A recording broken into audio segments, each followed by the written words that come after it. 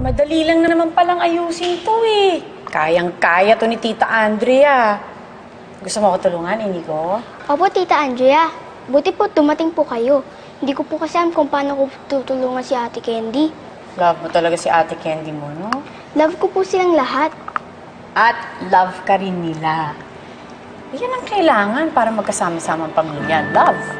Parang ganitong dollhouse. Kapag merong love, maayos na magkakasama ang buong pamilya. Magkakadikit-dikit sila. Hindi sila magkakahiwalay. At pag meron silang problema, madali nilang masosolve. Diba? Inigo? Ayos na natin to. Tapos pwede ka na ulit maglaro. Alam mo ba, Candy, nung bata ako, isa lang ang doll ko. Pero love na love ko yung laruan kong yun. Kasi parang na rin kaming mag-friends. Pero alam mo, mas masarap pala kapag marami kang friends. Kaya sana maging friends din tayo. Someday. Ayan. Ayos na to. Saan natin ilalagay itong mga to? Ako to. Nasa living room ako. At ito naman si Ate Candy mo. Dapat lagi kayong magkatabi.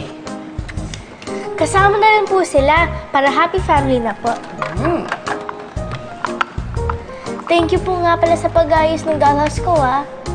Gusto niyo po maglaro? Sige, Candy. Gustong-gusto ko yun.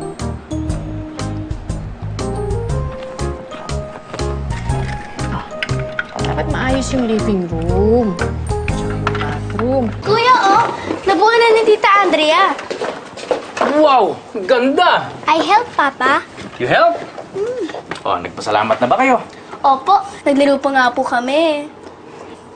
Siyempre Okay. naman, Hami. Oh. Saya-saya ko nga eh. What do you think, Kuya Michael? Maganda ba? Sus, that's just girly things. Alam niyo, napakadali lang yan.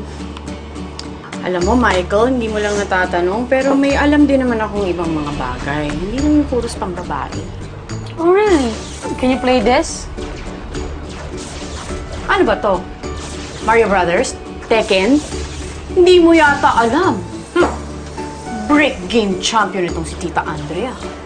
Eh, puro old games naman yung alam mo eh. This is Halo. And as I know, ako ang pinakamagaling na player dyan. Eh, mukha namang madali lang din laruin yan.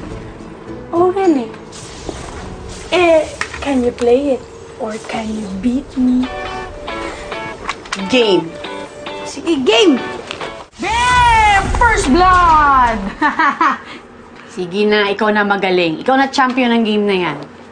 Pero alam mo, paglaki mo, siguro pwede ka maging programmer ng mga games. I'm sure maraming mga batang katulad mo mag-i-enjoy sa mga gawa mo. You think so? Oo naman.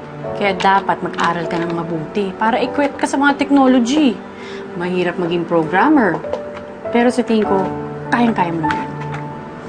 Alam, Tita Andrea, magaling ka naman talaga eh. I mean, magaling mo nga maglaro eh. Gusto mo pa ba maglaro ng ibang games? Sali kami! Sige, sali tayo daw sila. Oh, okay. Ito. You know, I'm impressed. You made them happy. I think this could be the beginning of our happy ever after. Hindi ko lang naman ito ginagawa para sa ating dalawa eh. Gusto ko makita ng mga bata na sincere ako sa paglapit ko sa kanila. Alam mo, I think that too kanilang point. Thanks for not giving up. Michael, thank you very much. I know it takes a lot of pride para gawin to. Thanks for doing what? Ah, alam ko na, for beating Tita Andrea. Alam mo ba, naka-enjoy nga kalaro si Tita Andrea, tsaka more challenging kaysa sa inyo. Ano nasabi mo? Candy, peram yan. Papakita ko dito sa kuya mo kung paano maglaro itong game na to. Okay? Tatalunin ko tong kapatid mo! Ah, basta mag-iinit ang ulo pag natalo kita, Papa, ha? Game, yan na! Pag natalo ka, kukunin ko yung headset mo. Eat my dust! Yan, o! Eat my smoke! Akin yun, ah! Thank you pala, Papa, na dito ko pa rin hindi kami. You're welcome, Michael.